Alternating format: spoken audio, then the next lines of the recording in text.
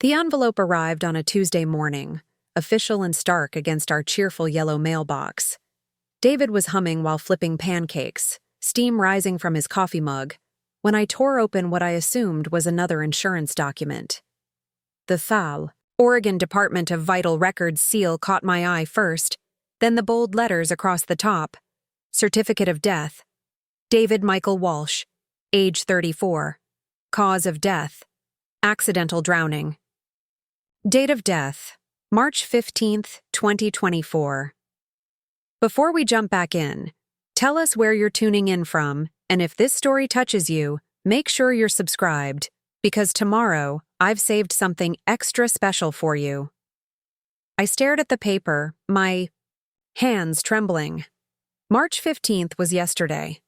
David was very much alive, standing 3 feet away from me, completely unaware that according to the state of Oregon, he had drowned in the Columbia River approximately 18 hours ago. The sound of the spatula hitting the floor made me look up. David stood frozen, his face drained of color, staring at the document in my hands. For a moment, neither of us spoke. The only sound was the sizzle of forgotten pancakes burning in the pan. "Amanda?" His voice came out as barely a whisper. "What does that say?" I turned the certificate toward him, watching his eyes scan the official text. David Michael Walsh, born June 12, 1989, died March 15, 2024, in Portland, Oregon. His social security number was correct. His birth date was accurate. Even his middle name, which he rarely used, was spelled perfectly. "This has to be a mistake," I said, though something cold was settling in my stomach. As a forensic accountant, I'd learned to trust documentation, and this certificate looked entirely legitimate. The watermarks were correct, the seal was embossed properly, and the signatures appeared genuine. David reached for the paper with shaking hands. Who would even request this? And why? That question would haunt me for the next 6 months as I unraveled the most sophisticated financial fraud I'd ever encountered, one that required my husband to be legally dead while very much alive. I had met David Walsh 3 years earlier at a community college fundraiser in Southeast Portland. He was volunteering for the environmental science program, passionate about sustainable forestry practices, and completely unaware that he was heir to one of Oregon's largest timber fortunes. The Thornfield family had built their empire on old-growth logging, a legacy that David's late father had tried to reform before his sudden death in a hiking accident when David was 12. What I didn't know then was that David's Aunt Margaret had spent the last 22 years systematically conditioning him to never question family business decisions, never access his trust fund, and never marry anyone who might investigate the Thornfield financial empire. My expertise in forensic accounting made me exactly the kind of threat she'd spent decades preparing to eliminate. The morning the death certificate arrived, I was already running late for a client meeting downtown. Hastings and Associates had hired me to investigate discrepancies in their pension fund, the kind of detailed financial detective work that had built my reputation in Portland's business community. I'd planned to review David's breakfast creation, kiss him goodbye, and drive my reliable Honda to the office like any other Tuesday. Instead, I found myself calling in sick while David sat at our kitchen table, staring at his own death certificate with the kind of confused expression I'd been documenting in my private notes for months.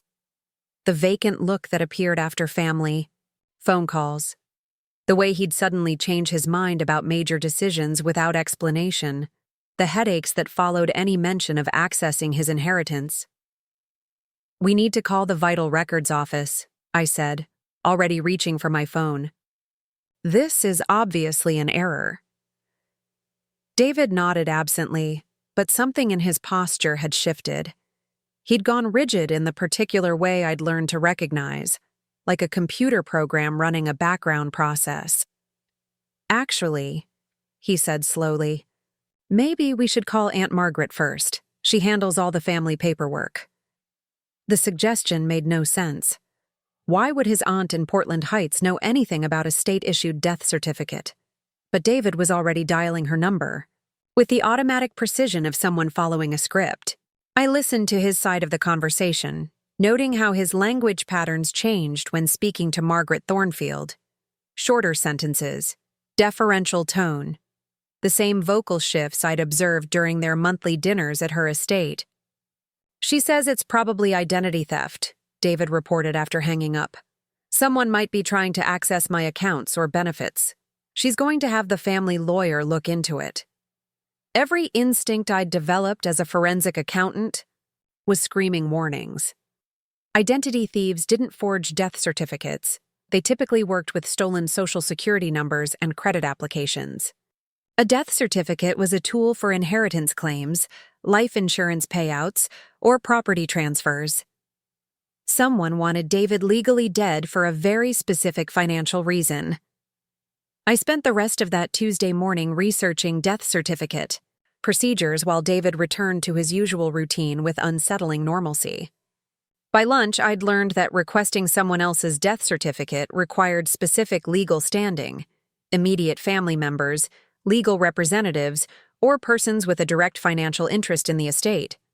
The certificate had been requested by Margaret Thornfield in her capacity as trustee of the David Walsh Memorial Trust.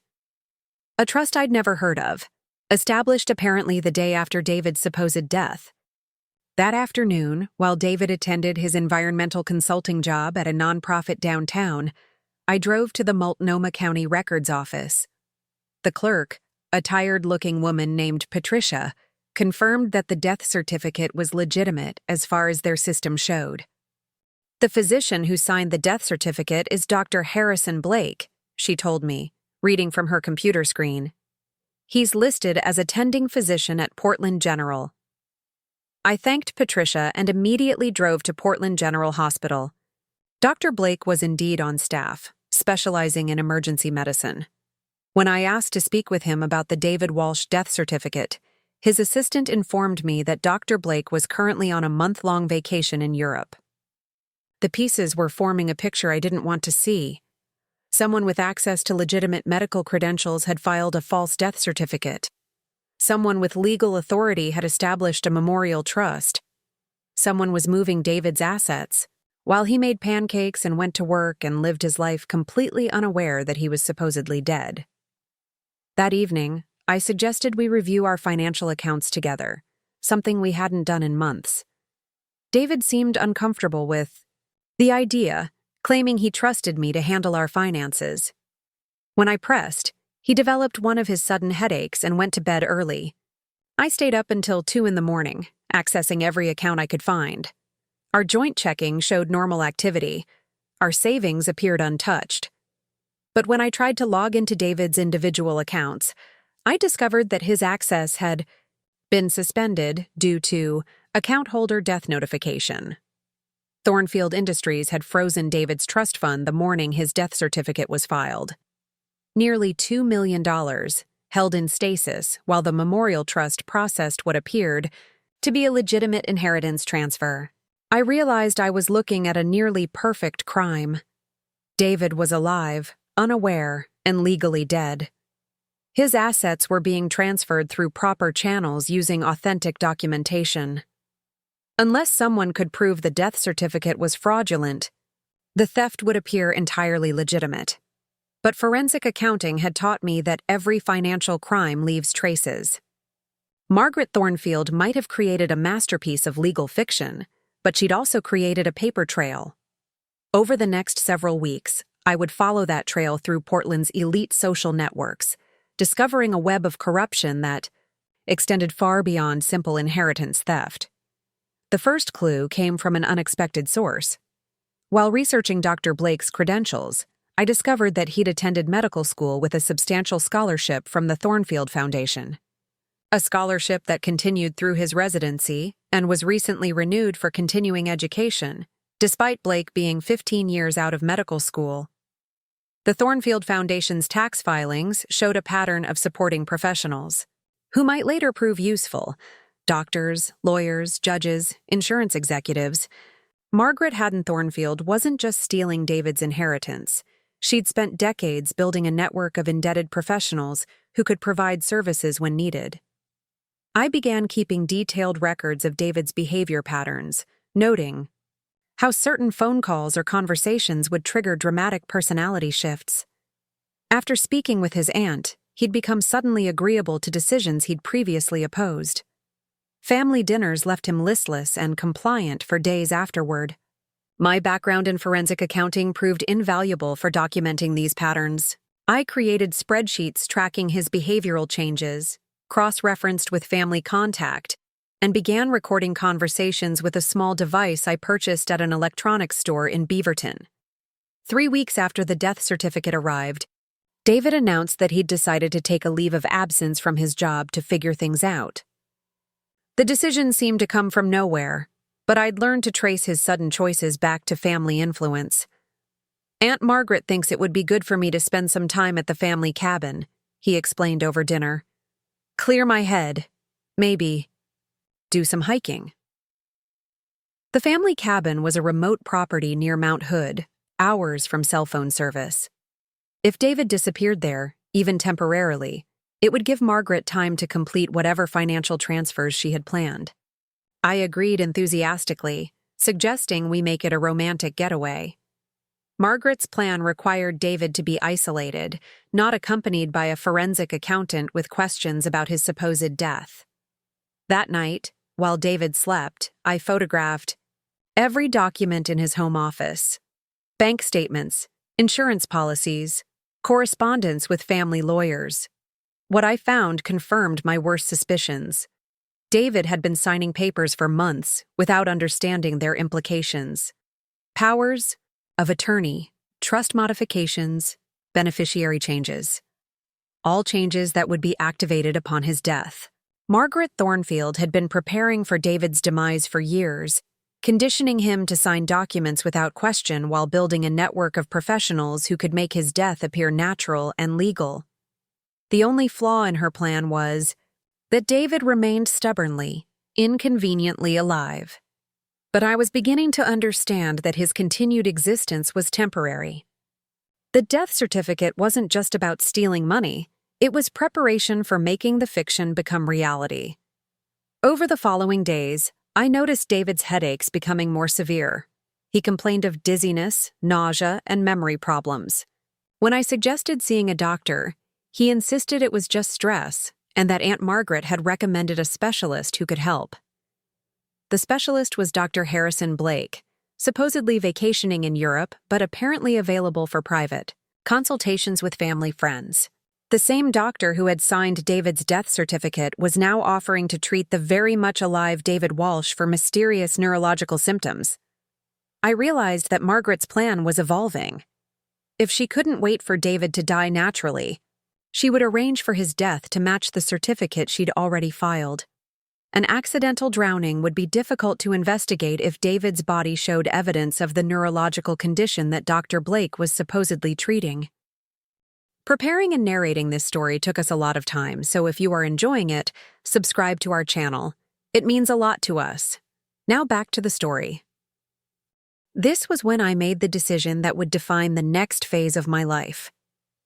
Instead of confronting David directly or going to the police with incomplete evidence, I would do what I did best: build an airtight case using financial documentation, recorded evidence, and professional expertise.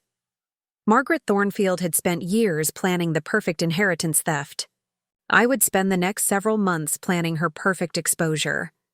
But first, I needed to keep David alive long enough to see justice served. The next morning, I called in sick to work again and drove to the Oregon State Library to begin my real investigation. As a forensic accountant, I knew that sophisticated financial crimes always involved multiple layers of documentation, and Margaret Thornfield had been operating for decades. If I was going to expose her scheme, I needed to understand the full scope of her network. I started with public records, searching for every business entity connected to the Thornfield name. What I discovered was a maze of interconnected companies, foundations, and trusts spanning back 40 years. Thornfield Industries was just the visible tip of an iceberg that included timber holdings across 3 states, real estate investments, and charitable foundations that seemed designed more for tax avoidance than philanthropy. The Thornfield Foundation's tax returns painted a picture of strategic relationship building. Dr. Harrison Blake wasn't the only professional receiving ongoing financial support. Judge Patricia Moreau, who had handled several Thornfield legal matters, had received speaking fees for foundation events. Detective Ray Morrison, who would likely investigate any suspicious deaths in Portland, had been awarded a foundation scholarship for his daughter's medical school tuition. Margaret had spent decades cultivating obligations among people who could prove useful. A doctor to sign death certificates, a judge to expedite probate proceedings, a detective to minimize investigation into family deaths. The network was elegant in its corruption and terrifying in its scope. I cross-referenced the dates of these payments with family deaths and found a pattern that made my blood run cold. David's father, Michael Walsh, had died in a hiking accident 12 years earlier. The accident had been investigated by Detective Morrison, ruled accidental by Judge Moreau, and the death certificate had been signed by Dr. Blake, who was fresh, out of residency and recently awarded his Thornfield Foundation scholarship. Margaret hadn't started planning David's death recently. She'd been eliminating potential heirs for decades, using the same network of corrupted professionals to make each death appear natural and unquestionable. I spent the afternoon at the Portland City Archives researching the circumstances of Michael Walsh's death. The police report was brief and conclusory. Experienced hiker found at the bottom of a cliff along the Eagle Creek Trail, likely fell while taking photographs. No witnesses, no suspicious circumstances, case closed within a week. But the insurance records told a different story. Michael Walsh had increased his life insurance policy 6 months before his death, naming Margaret Thornfield as trustee for David's inheritance. The premium payments had been made by the Thornfield Foundation as part of a family financial planning initiative. Michael Walsh hadn't just died in a convenient accident. He'd been systematically prepared for death, just like David was being prepared now. Margaret had been refining this scheme for over a decade, learning from each success and eliminating any potential flaws. That evening, I returned home to find David packing for his trip to the family cabin. His movements were mechanical, like someone following instructions rather than making personal choices. When I asked about the duration of the trip, he seemed uncertain. "Aunt Margaret thinks I should stay as long as needed," he said, folding clothes with unusual precision. "Until I feel more centered." I suggested joining him for the weekend, but he became agitated at the idea. Dr. Blake had supposedly recommended solitude for David's condition, and Margaret thought my presence might interfere with his healing process. Everything about the conversation felt scripted. David was repeating phrases that sounded like Margaret's words, rather than expressing his own thoughts. The conditioning I'd observed over months was accelerating, his personality becoming increasingly subsumed by his aunt's directives. I helped him pack while mentally planning my own investigation. If David was going to be isolated at the cabin, this might be my only opportunity to gather evidence from Margaret's estate in Portland Heights. More importantly, I needed to understand the timeline of her plan. How long did I have before David's death certificate became reality? The next morning, I kissed David goodbye and watched him drive toward Mount Hood in his blue Honda Civic. As soon as his car disappeared, I called my assistant at work and arranged for extended sick leave. Officially, I was dealing with a family emergency. Unofficially, I was about to commit several crimes in service of preventing a murder. Margaret Thornfield lived in a sprawling Tudor-style mansion in Portland Heights, the kind of old money estate that signaled generational wealth and social prominence. I'd been there numerous times for family dinners, but always as David's wife, never as an investigator looking for evidence of criminal enterprise. I spent 2 days conducting surveillance, learning the household routines. Margaret employed a housekeeper who arrived at 9 and left at 3, a gardener who worked Tuesdays and Fridays, and a private secretary who visited weekly to handle correspondence. Security appeared minimal, consisting mainly of a standard alarm system and a few decorative cameras. On Thursday afternoon, I put my plan into action. I called Margaret's landline from a burner phone, claiming to be from Portland General Hospital with urgent information about Dr. Blake's European consultation. Regarding David's condition, the call was designed to lure her away from the house and create urgency around David's medical situation. While Margaret rushed to the hospital for a non-existent appointment, I entered her estate through a side door I'd observed the housekeeper using.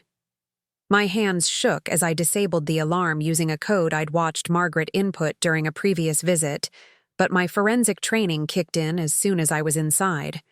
Margaret's home office was a monument to organized control. Filing cabinets lined the walls, labeled with precise categories: medical professionals, legal contacts, insurance matters, family trust documents. I photographed everything I could reach, using a high-resolution camera to capture details I could examine later. In a locked drawer that I opened with tools purchased from a locksmith supply company, I found the smoking gun I'd been seeking. A leather portfolio labeled David Walsh Transition Plan contained a complete timeline for his elimination. The documents inside read like a project management plan for murder. Phase 1 involved conditioning David to sign legal documents without question, completed over the past 2 years. Phase 2 required isolating him from potential witnesses and support systems currently in progress. Phase 3 would involve inducing the neurological symptoms that Dr. Blake would treat with medications that would ultimately cause the accidental drowning described in his death certificate. The timeline showed David had approximately 3 weeks to live. Margaret had documented everything with businesslike precision. David's medications would cause disorientation and loss of motor control. Dr. Blake would recommend therapeutic activities near water, where David's compromised coordination would lead to a tragic but explainable accident. The death would match the certificate already filed, creating a seamless narrative of misfortune rather than murder. I photographed every page, my hands steadier now with the focus that came from absolute clarity of purpose. Margaret Thornfield wasn't just a thief. She was a serial killer who had turned family elimination into a sophisticated business process. The final section of the portfolio detailed the financial aftermath. David's assets would flow through the Memorial Trust to Margaret's control, adding approximately $2 million to her already substantial wealth. But the money seemed secondary to the satisfaction of absolute control. Her notes included observations about David's compliance during conditioning sessions, rating his responses like a behavioral scientist studying lab animals. I was photographing the last pages when I heard a car in the driveway. Margaret had returned from her futile trip to the hospital, undoubtedly suspicious about the fake call. I quickly replaced the documents, relocked the drawer, and exited through the same side door I'd used for entry. From my car parked down the street, I watched Margaret examine her home with the careful attention of someone checking for intruders. She spent several minutes in her office, but my evidence gathering had been careful enough to avoid detection. As far as she knew, her plan remained secret and on schedule. That night, I reviewed the photographs on my laptop, building a comprehensive case file that documented Margaret's criminal enterprise. But I faced a crucial problem. Nearly all of my evidence had been obtained through illegal search and could never be used in court. I needed to find a way to expose Margaret's plan using only legally obtained information. I also needed to protect David without revealing my investigation. If he knew about Margaret's plan, his behavioral changes might alert her that someone was interfering. But if I did nothing, he would die within weeks according to the timeline I'd discovered. I decided on a 2-pronged approach. First, I would continue gathering legally admissible evidence by focusing on the financial records I could access through legitimate channels. Second, I would subtly interfere with Margaret's timeline by creating delays and complications that might buy David more time. I started with the bank records. As David's wife, I had legitimate access to our joint accounts and could request information about transactions that affected our shared finances. I discovered that David had been making Regular payments to something called Wellness Solutions Northwest, a company that didn't appear in any business directories. Further investigation revealed that Wellness Solutions Northwest was Dr. Blake's private consulting practice, the entity through which he provided the specialized neurological treatments that Margaret had recommended for David. The payments had started the week David began experiencing headaches, confirming that his symptoms were being artificially induced. I also found evidence of the medication regimen David was following. His insurance claims showed prescriptions for what appeared to be legitimate neurological medications, but my research into their side effects revealed a dangerous combination. Taken together, the medications would cause exactly the disorientation and motor control problems that would lead to accidental drowning. With this legally obtained evidence, I began building a case I could present to law enforcement. But I knew that stopping Margaret would require more than just exposing her current plan. She had killed before and would kill again if she escaped consequences for David's attempted murder. I needed to create a situation where Margaret would reveal her entire criminal operation, preferably with witnesses present and evidence that couldn't be dismissed or suppressed. The solution came to me while reviewing her foundation's upcoming events calendar. The Thornfield Foundation was hosting its annual Donor Appreciation Gala in 2 weeks, an elegant affair attended by Portland's social and political elite. Margaret would be surrounded by the very professionals she had corrupted over the decades, all gathered to celebrate her charitable contributions to the community. If I could manipulate circumstances to reveal the truth at the gala, Margaret's entire network would be exposed simultaneously. Her corrupted professionals would become witnesses to their own complicity, and the social pressure would prevent any coordinated cover-up. But first, I needed to ensure David survived long enough to see justice served. His isolation at the cabin was playing directly into Margaret's timeline, but bringing him home prematurely might accelerate her plan. I decided on a different approach. If David was going to be at the remote cabin, I would join him there, but not as his concerned wife. I would arrive as backup he didn't know he needed, positioning myself to interfere with any attempt on his life while maintaining the appearance of a spontaneous visit. I spent the weekend preparing for what might be the most dangerous phase of my investigation. Margaret had killed David's father and successfully covered it up for over a decade. She had corrupted law enforcement, medical professionals, and judicial officials to serve her purposes. She was operating with the confidence of someone who had never faced consequences for her actions. But she had never dealt with someone who understood financial crime from the inside, someone who could see the patterns she thought were invisible. Margaret Thornfield had created a perfect system for eliminating family members and stealing their assets. I was about to turn that system against her.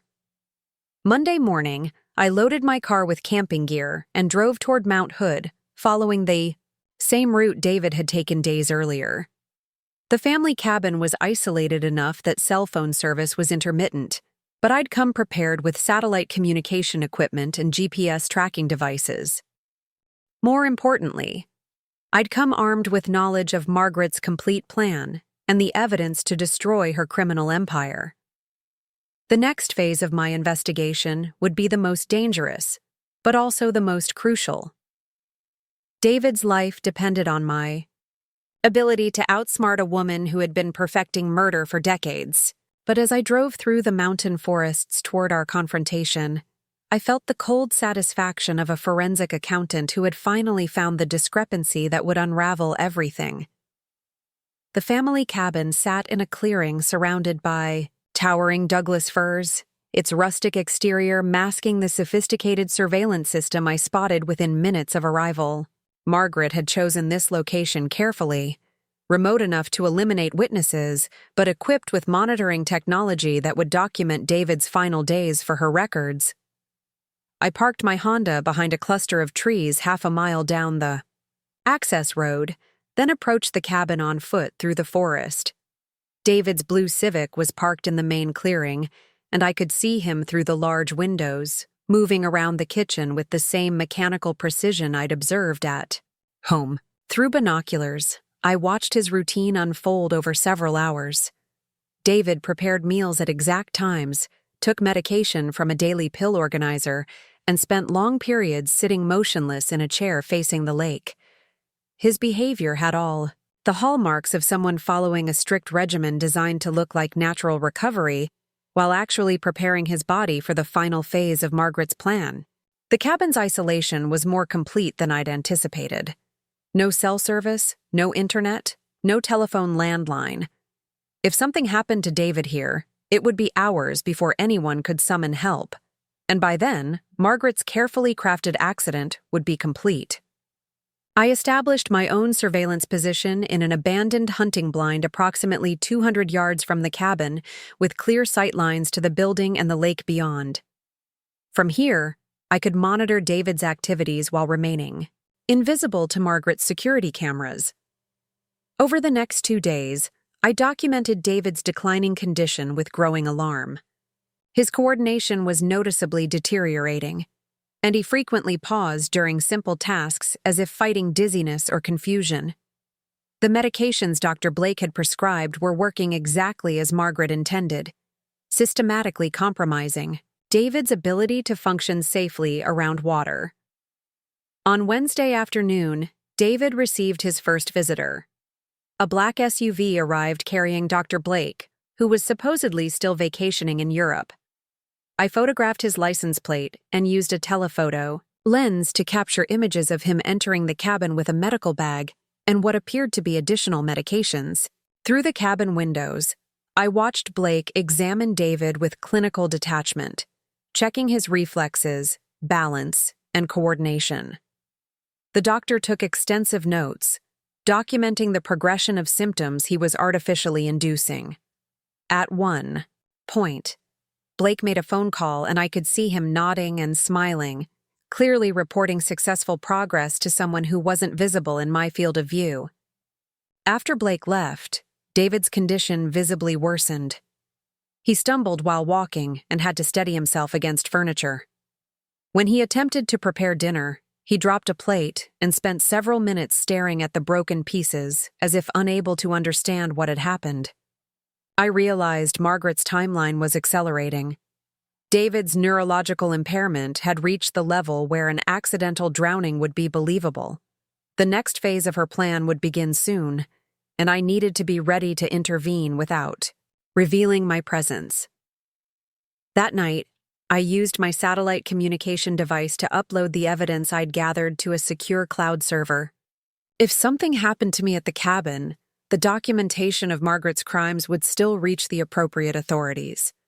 I also sent encrypted messages to 3 journalists I'd researched, providing them with preliminary information and instructions to investigate further if they didn't hear from me within a week. Thursday morning brought Margaret herself, arriving in a silver Mercedes with tinted windows. I watched through binoculars as she embraced David with theatrical affection, playing the role of concerned aunt while actually preparing for his murder. Margaret spent the day walking David around the property, pointing out features of the landscape with particular attention to the lake's shoreline. She showed him the wooden dock, the swimming area, and the scenic overlook where David's father had supposedly taken his last photographs before falling to his death. Their conversation was too distant for me to hear clearly, but Margaret's body language suggested careful coaching. She was programming David's final activities, establishing the routine that would lead to his carefully orchestrated accident. That evening, I moved closer to the cabin, using the forest shadows to position myself near enough to hear their dinner conversation. Margaret's voice carried through the open windows as she discussed David's therapeutic progress with Dr. Blake, who had returned for what she called a final consultation. "The morning swims have been particularly beneficial," Margaret was saying, her tone warm and encouraging. Dr. Blake agrees that the combination of cold water therapy and medication is exactly what David needs for his neurological recovery. Blake nodded professionally, making notes in his file. "The early morning hours are optimal," he confirmed. "The cooler temperatures enhance the therapeutic effect of the treatment regimen. I recommend starting tomorrow at dawn, approximately 6 a.m. David's response was sluggish and compliant. "If you think it will help with the headaches and dizziness." "Absolutely," Blake assured him. Many patients experience complete resolution of symptoms after this type of intensive therapy. I felt sick listening to them plan David's death with such clinical precision. They were scheduling his drowning like a medical appointment, discussing the optimal conditions for making murder look like therapeutic accident. After Blake left for the evening, Margaret spent another hour with David, reviewing what she called his morning routine. Through the windows, I could see her drawing diagrams and making lists, ensuring David understood exactly what he was supposed to do when he woke up. The important thing is consistency, Margaret emphasized. Same time, same location, same approach. Dr. Blake's research shows that therapeutic routine is crucial for neurological healing. David nodded obediently, already looking drowsy from his evening medications. Margaret helped him prepare for bed with unusual attentiveness, checking that his alarm was set for 5:30 a.m. and laying out clothes for his morning swim. She kissed his forehead goodnight like a caring relative, then settled into the guest bedroom, as if planning to sleep peacefully while her nephew prepared for his final morning. I spent that night in the hunting blind, using night vision equipment to monitor the cabin while planning my intervention. Margaret's scheme was elegant in its simplicity. David would wake up disoriented from medications, follow his programmed routine to the lake, and lose his coordination in the cold water. By the time Margaret discovered his body, it would appear that he had suffered a tragic accident during his therapeutic swimming routine. Dr. Blake would examine the body and confirm that David's neurological condition had caused the disorientation that led to drowning. The death certificate Blake had already filed would match the circumstances perfectly. Margaret would inherit David's assets through the memorial trust she'd established, completing a murder that had been planned and documented like a business transaction. But Margaret had made one crucial error in her planning. She had underestimated the determination of a forensic accountant who had seen through her scheme and positioned herself to intervene at the critical moment. At 5:15 a.m., I watched David's alarm go off through the cabin windows. He moved with the mechanical compliance I'd observed throughout his stay, dressing in the clothes Margaret had selected and taking his morning medications without question. Margaret remained in her bedroom, maintaining the fiction that she was unaware of David's therapeutic routine. Through thermal imaging, I could see her awake and alert, monitoring his movements while pretending to sleep. David emerged from the cabin at 5:45, walking slowly toward the lake with a towel draped over his shoulder. His gait was unsteady, and he paused frequently to maintain his balance. The medications had achieved their intended effect, compromising his coordination while leaving him conscious enough to follow the routine Margaret had programmed into him. I moved through the forest parallel to his path, staying close enough to intervene while remaining invisible to Margaret's surveillance cameras. David reached the dock and began removing his shirt with fumbling movements, nearly losing his balance twice in the process. The lake water was shockingly cold, fed by mountain streams that maintained near-freezing temperatures even in summer. For someone in David's medicated condition, immersion in that water would cause immediate disorientation and rapid loss of motor control. David sat on the edge of the dock, dangling his feet in the water and wincing at the temperature. He looked confused and uncertain, as if his programmed instructions were conflicting with his survival instincts. I realized this was the moment Margaret had planned so carefully. David would enter the water voluntarily, following Dr. Blake's therapeutic recommendations, but his compromised neurological state would prevent him from swimming effectively or calling for help. Through my binoculars, I could see Margaret watching from her bedroom window, ready to discover David's body at the appropriate time and call for emergency assistance that would arrive too late to save him. David lowered himself into the water, with agonizing slowness, gasping as the cold shocked his system. The medications made him clumsy and confused, but they hadn't completely eliminated his awareness that something was wrong. He tried to swim toward the center of the lake, following Margaret's therapeutic instructions, but his strokes were uncoordinated and ineffective. Within minutes, He was struggling to keep his head above water, his movements becoming increasingly panicked as the cold and medication effects overwhelmed his ability to function. This was the moment I had been waiting for, the critical point where Margaret's plan would succeed unless someone intervened. I had documented her crimes, gathered evidence of her systematic murder scheme, and positioned myself to save David's life while exposing her entire operation. But rescuing David would only be the beginning. Margaret had spent decades perfecting this system of family elimination, corrupting officials and professionals to serve her purposes. Stopping her would require more than just preventing David's death. It would require destroying her entire criminal network. I made my decision and moved toward the lake, ready to turn Margaret Thornfield's perfect murder plan into the evidence that would finally bring her to justice. But first, I had to save my husband's life. David was 20 feet from shore when his coordination completely failed. The combination of cold water and neurological medications had created exactly the circumstances Margaret intended, leaving him unable to swim effectively or call for help. I entered the water from a position hidden from the cabin's surveillance, cameras, swimming underwater until I could reach David without being detected. His panic made the rescue more difficult, but my adrenaline and determination overcame the shocking cold of the mountain lake. I managed to keep both of us afloat, while swimming toward a section of shoreline that couldn't be observed from Margaret's bedroom window. David was semi-conscious and hypothermic, his lips blue and his coordination completely compromised by the medication cocktail Dr. Blake had prescribed. Getting David to safety was only the first phase of my plan. Now I needed to create the appearance that Margaret's scheme had succeeded while actually gathering the evidence that would expose her entire operation. I helped David to a hiding spot in the forest, wrapping him in emergency blankets I'd brought from my surveillance equipment. He was too disoriented to understand what was happening, but his vital signs were stable, and the immediate danger had passed. The real challenge was about to begin. Margaret would soon discover that David was missing from the lake, and her reaction would provide the final evidence I needed to prove premeditated murder.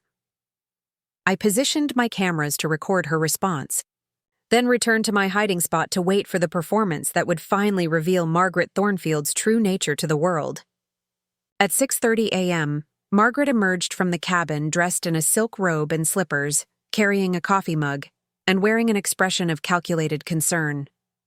I watched through my telephoto lens as she walked to the lake's edge, calling David's name with just the right amount of worry in her voice. She spent several minutes scanning the water's surface, shading her eyes against the morning sun and calling out repeatedly. Her performance was Oscar-worthy, a masterpiece of feigned panic that would have convinced any witness of her genuine distress over her missing nephew. What Margaret didn't know was that every moment of her act was being recorded by high-definition cameras I had positioned throughout the area. Her reaction to David's apparent drowning would provide the final piece of evidence proving premeditated murder. After locating David's towel and clothes on the dock, Margaret's demeanor shifted slightly. The concern remained, but underneath it I could detect satisfaction, the look of someone whose carefully laid plans were proceeding exactly as intended. She returned to the cabin and made a phone call, speaking in hushed tones that my directional microphone captured clearly. "It's happened," she said simply. "David went for his morning swim and didn't come back. Yes, exactly as we discussed. Dr. Blake's assessment was correct about the timeline." The person on the other end of the call spoke briefly, and Margaret nodded with visible relief. "I'll wait exactly 30 minutes before calling emergency services. We need it to look like I just woke up and discovered he was missing." Margaret spent those 30 minutes preparing her story, rehearsing the emotional reactions she would display for the responding officers. She made herself appear disheveled, mussed her hair, and even managed to produce tears on command. The transformation from calculating killer to grieving aunt was both impressive and horrifying. At 7 a.m. precisely, Margaret called 911 from the cabin's landline, her voice trembling with perfectly calibrated distress. "My nephew is missing," she sobbed into the phone. "He went swimming this morning and I can't find him anywhere. Please send help immediately." The dispatcher's questions elicited a stream of carefully prepared responses. David had been staying at the cabin for therapeutic reasons, suffering from neurological symptoms that affected his balance and coordination. Dr. Blake had recommended swimming therapy, but the cold mountain lake was dangerous for someone in David's condition. Margaret painted a picture of a tragic accident waiting to happen, a vulnerable young man whose medical condition had led to an inevitable drowning. Every detail supported the narrative she and Dr. Blake had constructed, creating a story that would satisfy investigators and close the case quickly. Within 20 minutes, I could hear sirens echoing through the mountain valleys. The emergency response team included paramedics, sheriff's deputies, and a dive recovery unit equipped to search the lake's depths for David's body. Detective Ray Morrison led the investigation, the same officer who had investigated David's father's death 12 years earlier. His presence confirmed that Margaret's network of corrupted officials extended to the highest levels of local law enforcement.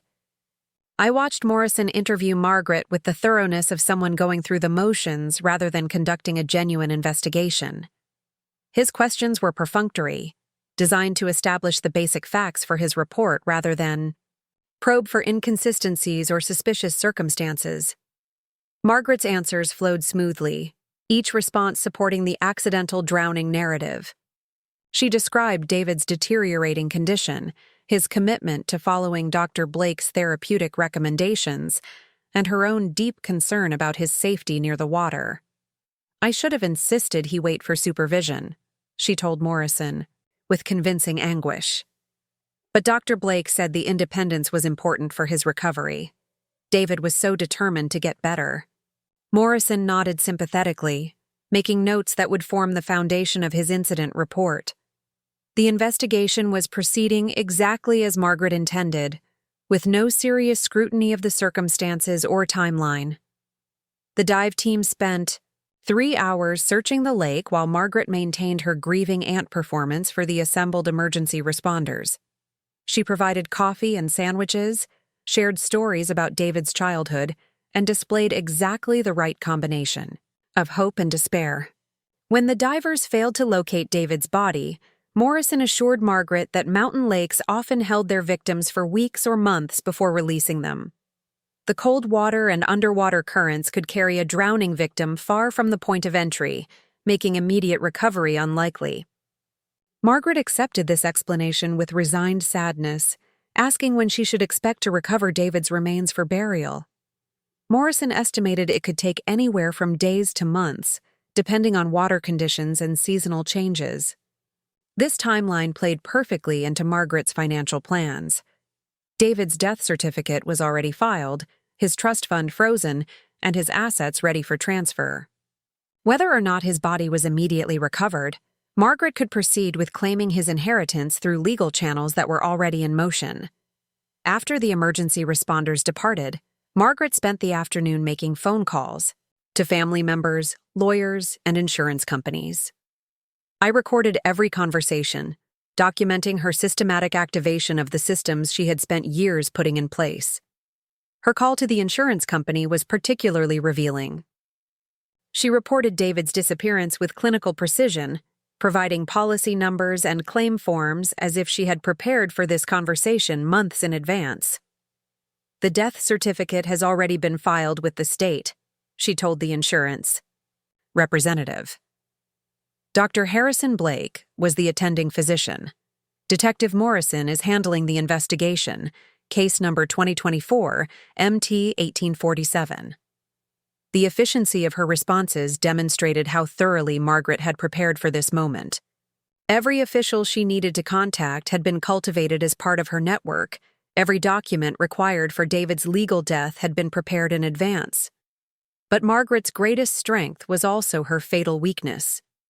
Her compulsive need to document and control every aspect of her schemes had created a comprehensive record of premeditated murder. While Margaret believed she was executing the perfect crime, I was gathering evidence that would destroy her entire operation. Every phone call, every conversation with officials, every calculated emotion was being recorded and preserved for the prosecution that would follow. As evening approached, Margaret prepared to return to Portland, confident that David's death would be ruled accidental and his inheritance would flow smoothly into her control. She packed her belongings with satisfaction, humming softly as she prepared to leave the scene of what she believed was her perfect crime. But before departing, Margaret made one final phone call that would provide the most damning evidence of her guilt. Dr. Blake answered on the first ring, clearly expecting her call. "Phase 3 complete," Margaret reported with businesslike satisfaction. "David's body hasn't been recovered yet, but Morrison confirms the lake typically holds victims for extended periods. We have plenty of time for the financial transfers."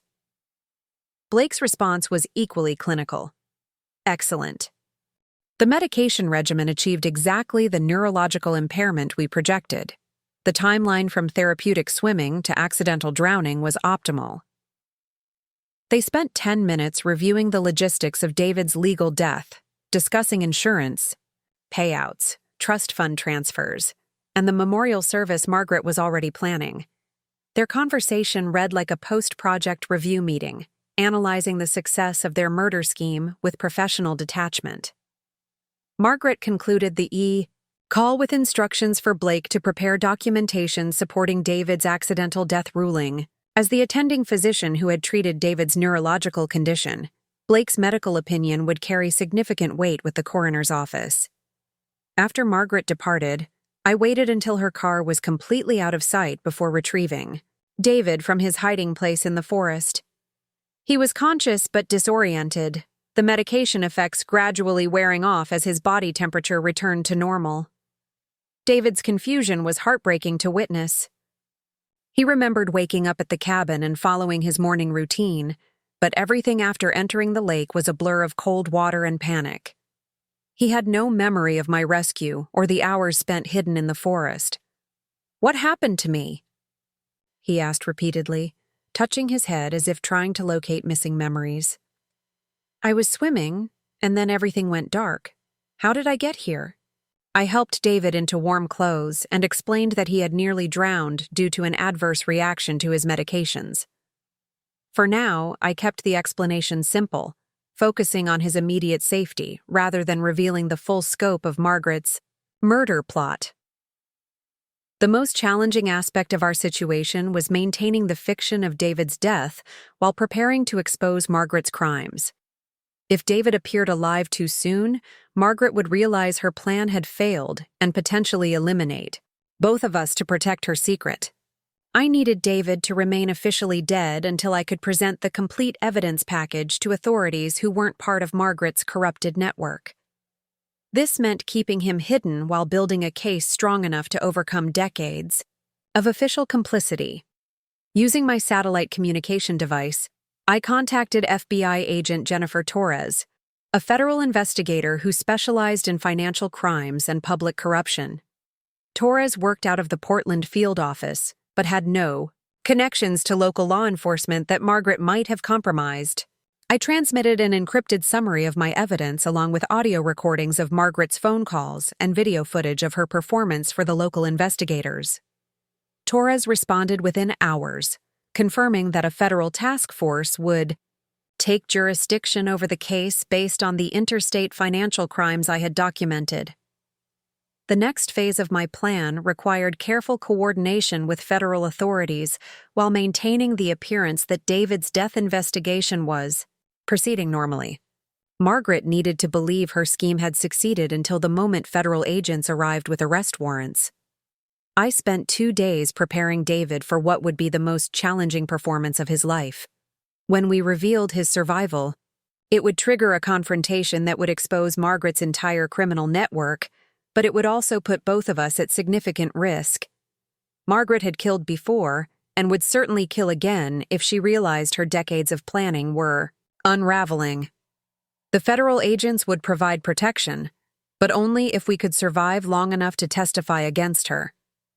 David's understanding of the situation evolved gradually as the medication effects completely cleared and his memories began returning. The programming Margaret had used to control him for years was breaking down, allowing him to see clearly, for the first time since childhood. "She killed my father," he said quietly as we reviewed the evidence I had gathered. The hiking accident, the convenient timing, the way she took control of everything afterward. It was all planned. David's anger was a healthy sign that his authentic personality was emerging from beneath the layers of conditioning Margaret had imposed, but his emotional recovery would have to wait until we had ensured his physical survival. On Friday morning, I received confirmation that the federal task force was ready to move. Agent Torres had assembled a team of investigators who would simultaneously arrest Margaret, Dr. Blake, Detective Morrison, and Judge Moreau, based on the evidence I had provided. The arrests would be coordinated with David's dramatic reappearance, creating a media spectacle that would make it impossible for Margaret's remaining allies to suppress or dismiss the charges against her. But first, I needed to position David and myself for the confrontation that would expose 30 years of corruption and murder in Portland's most exclusive social circles. Margaret's foundation gala was scheduled for Saturday evening at the Columbia River Club, bringing together everyone who had enabled her crimes in one location. It was the perfect venue for revealing the truth about the Thornfield family's criminal empire. I spent Friday afternoon preparing recording equipment and coordination plans with the federal task force. Saturday evening would determine whether justice would finally prevail or whether Margaret's network of corruption would find a way to silence us permanently. David was ready to face his aunt and reclaim his life. I was ready to present the evidence that would destroy her criminal organization. But Margaret Thornfield had survived decades of scrutiny through careful planning and ruthless elimination of threats. The final confrontation would test every skill I had developed as a forensic accountant and every ounce of courage I possessed as someone fighting for justice. Margaret's perfect system was about to face its first serious challenge, and only one of us would survive the encounter. The Columbia River Club gleamed like a jewel against Portland's skyline, its neoclassical architecture housing an evening that would reshape the city's power structure forever. Margaret Thornfield had chosen this venue for her foundation's annual gala precisely because it represented everything she valued: exclusivity, tradition, and the kind of old-money prestige that made people reluctant to ask uncomfortable questions. Tonight, those same qualities would work against her. I arrived early, having spent the afternoon coordinating final details with Agent Torres and her federal task force. David waited in a secure location 3 blocks away, protected by federal marshals while preparation teams positioned recording equipment throughout the venue. The guest list read like a directory of Portland's most influential citizens, but I now understood it differently. These weren't just Margaret's social contacts. They were her carefully cultivated network of complicit officials, corrupted professionals, and unwitting enablers who had made decades of murder possible. Judge Patricia Moreau arrived first, resplendent in midnight blue silk that couldn't disguise, the nervous energy radiating from her slight frame. Detective Ray Morrison followed shortly after, his dress uniform decorated with commendations that now seemed like mockeries of justice. Dr. Harrison Blake made his entrance with theatrical flair, supposedly having just returned from his European vacation. He worked the room with practiced charm, accepting congratulations on his recent research publication about neurological therapy techniques. Margaret herself arrived fashionably late, dressed in elegant black that seemed appropriate for someone who had spent the week orchestrating her nephew's funeral arrangements. She moved through the crowd with queenly grace, accepting condolences for David's tragic death, while radiating the satisfied confidence of someone whose carefully laid plans had succeeded perfectly. I watched from across the room as Margaret's network gathered around her like moths to flame. Each person in her orbit owed their current position to her strategic support, their careers built on foundations of corruption that she had carefully constructed over decades. The evening's program included the traditional recognition of major donors, presentations of new initiatives, and Margaret's keynote address about the Foundation's expanding mission. What the audience didn't know was that they were attending the final performance of Portland's most successful criminal enterprise. Agent Torres had positioned federal agents throughout the venue, disguised as catering staff, security personnel, and even guests. The operation required precise timing to prevent Margaret's network from coordinating any response or destroying evidence. At 8:30, Margaret took the podium to deliver her annual address. The audience settled into expectant silence as she began speaking about the Foundation's commitment to supporting professionals who served the community with distinction. For over 40 years, the Thornfield Foundation has invested in the careers of exceptional individuals, Margaret announced, her voice carrying easily through the elegant ballroom. We have supported doctors, lawyers, judges, and law enforcement officials who share our commitment to maintaining the highest standards of professional excellence. The irony of her words was staggering. Margaret was literally describing her network of corrupted officials while presenting it as charitable philanthropy. She continued speaking for 20 minutes, highlighting the achievements of Foundation recipients and announcing new scholarship programs. Every person she praised was someone whose professional obligations she had purchased through strategic financial support.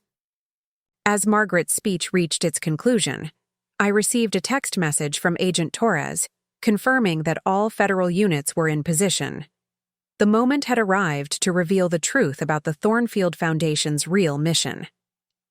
Margaret was acknowledging the evening's special guests when I stood and walked toward the front of the room. Conversations gradually quieted as people noticed my movement, uncertainty rippling through the crowd. "Mrs. Thornfield," I called out, my voice cutting through the elegant murmur of conversation. "Before you conclude this evening's celebration, I believe your guests deserve to know the truth about your recent family tragedy." Margaret's composure faltered for just a moment before reasserting itself with remarkable control. "Amanda, how lovely to see you here. I wasn't expecting you so soon after David's terrible accident." The audience shifted uncomfortably, sensing tension but not understanding its source. Margaret's supporters exchanged glances, uncertain whether this was a planned part of the evening's program. "Actually," I replied, reaching into my purse for the recording device I had prepared, "David's death wasn't an accident at all. It was a carefully planned murder that you've been orchestrating for months." Gasps echoed through the ballroom as Margaret's facade finally cracked. "That's a horrible accusation," she said, but her voice had lost its confident authority. "You're obviously distraught from grief and not thinking clearly." I activated the recording device, and Margaret's own voice filled the ballroom through the sound system Agent Torres had prepared. "Phase 3 complete. David's body hasn't been recovered yet, but Morrison confirms the lake typically holds victims for extended periods." The crowd erupted in shocked whispers as Dr. Blake's recorded response followed. "The medication regimen achieved exactly the neurological impairment we projected. The timeline from therapeutic swimming to accidental drowning was optimal." Margaret's face went ashen as she realized the implications of her own words being broadcast to the very people she had worked so hard to manipulate. Detective Morrison was backing toward the exit when Agent Torres stepped forward, blocking his path. "Ladies and gentlemen," Agent Torres announced, displaying her federal credentials, "I'm Special Agent Jennifer Torres with the FBI. This venue is now secured as part of a federal investigation into organized criminal activity." The ballroom descended into chaos as guests realized they were witnessing the exposure of a criminal conspiracy that had operated in plain sight for decades.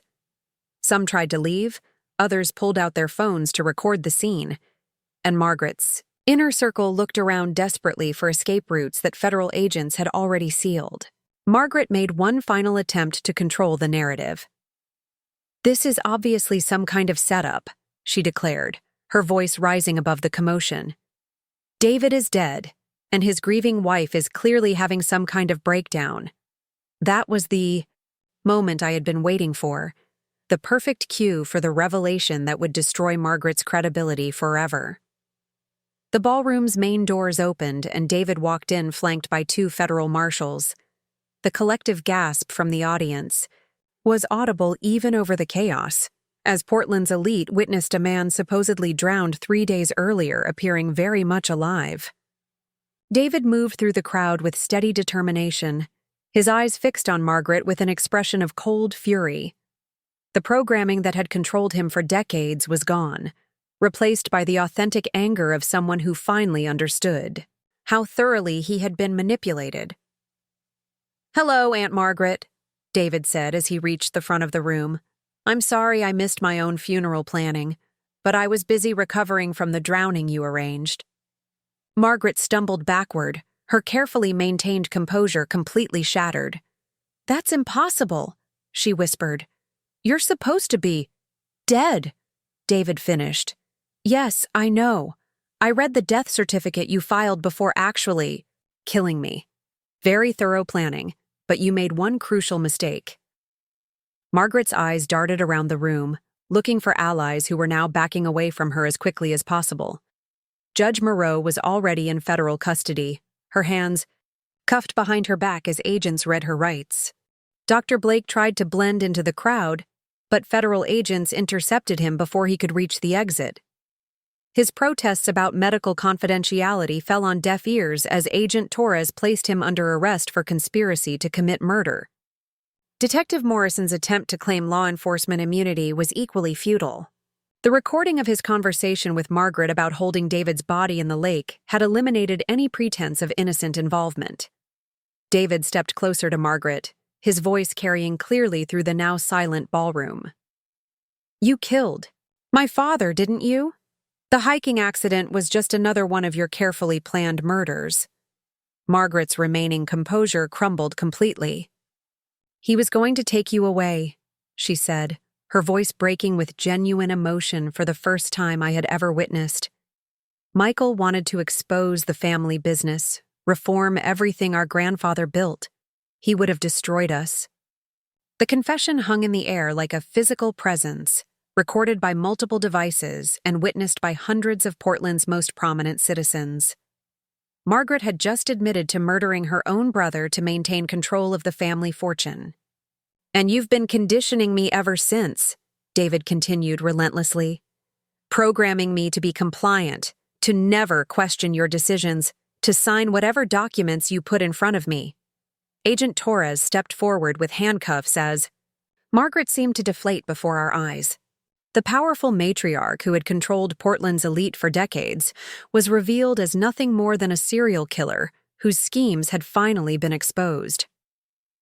"Margaret Thornfield," Agent Torres announced formally, "you're under arrest for conspiracy to commit murder, financial fraud, racketeering, and obstruction of justice."